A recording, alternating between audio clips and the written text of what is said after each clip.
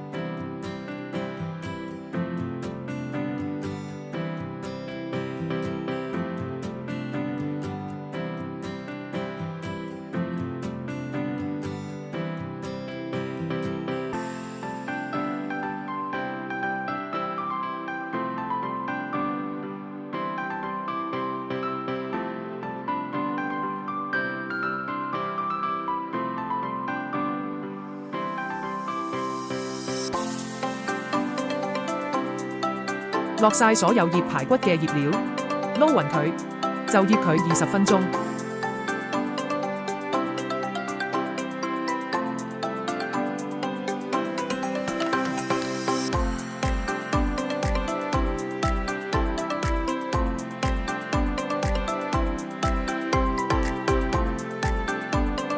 米洗乾淨，然後用水浸佢30分鐘。呢個步驟好緊要，如果唔浸嘅話，水趕唔切走入啲米度，咁就會煮生米啦。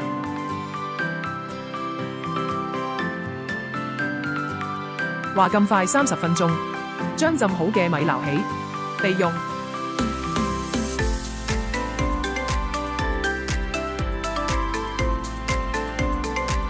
如果你真係想做到一鑊熟，即係一鑊裡面有晒菜、肉、飯，咁就必須要6條菜。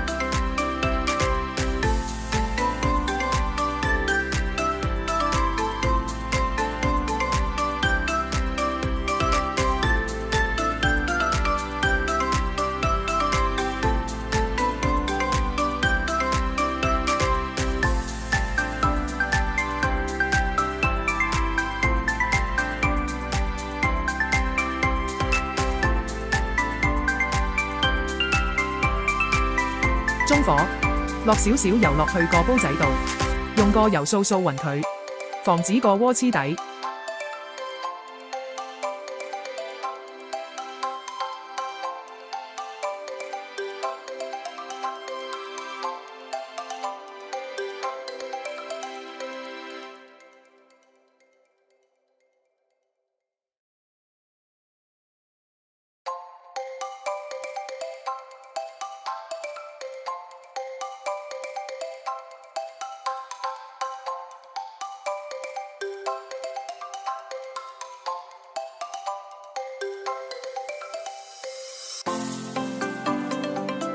然後將浸好嘅米放落個鍋度，再加入水，去到米嘅表面高少少。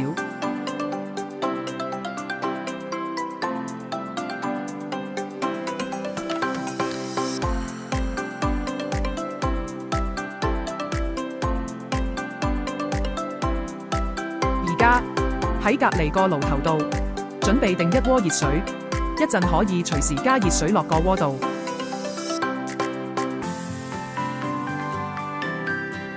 開中火，冚蓋，建議唔好走開，黐住個爐。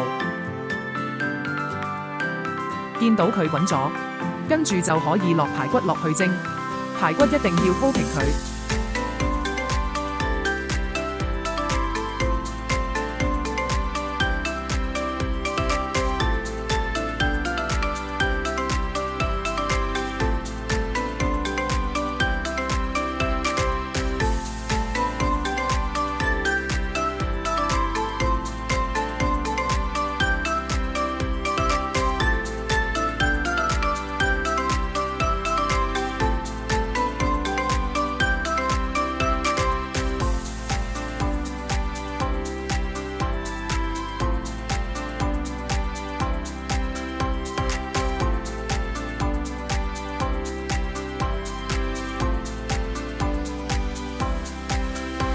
見到又滾起咗，可以加1殼半嘅滾水喺蓋面。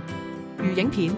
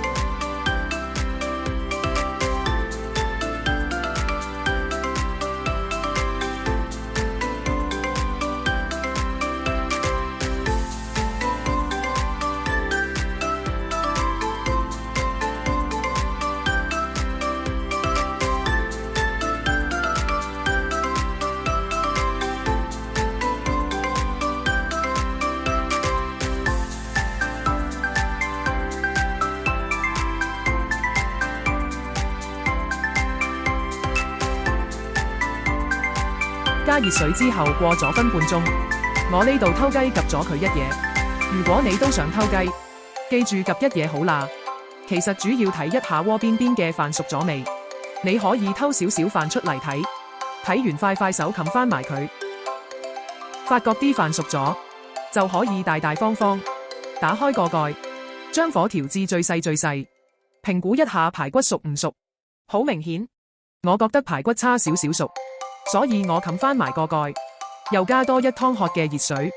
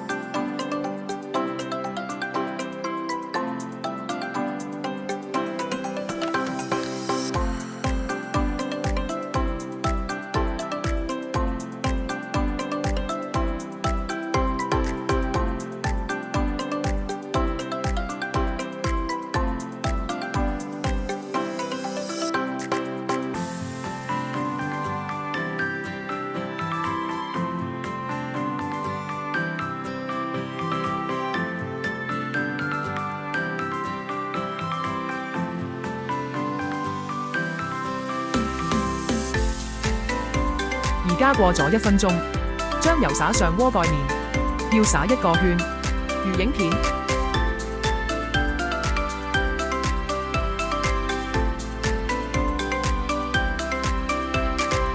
加完之後，將個鍋前後左右中間5個方位各數25下，唔好數咁快，正常速度。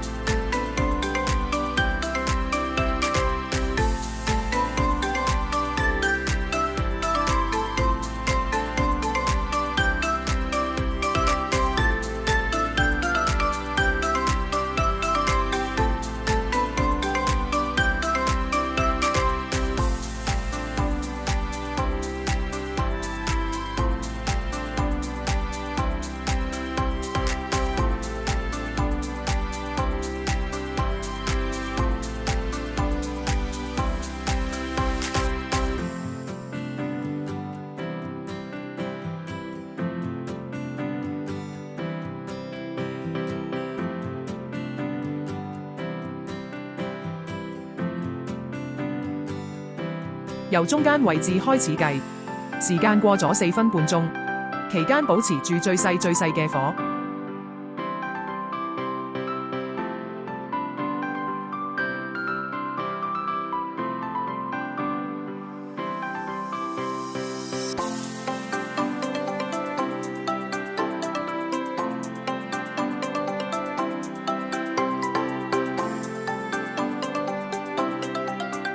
好，冚蓋熄火，焗5分鐘。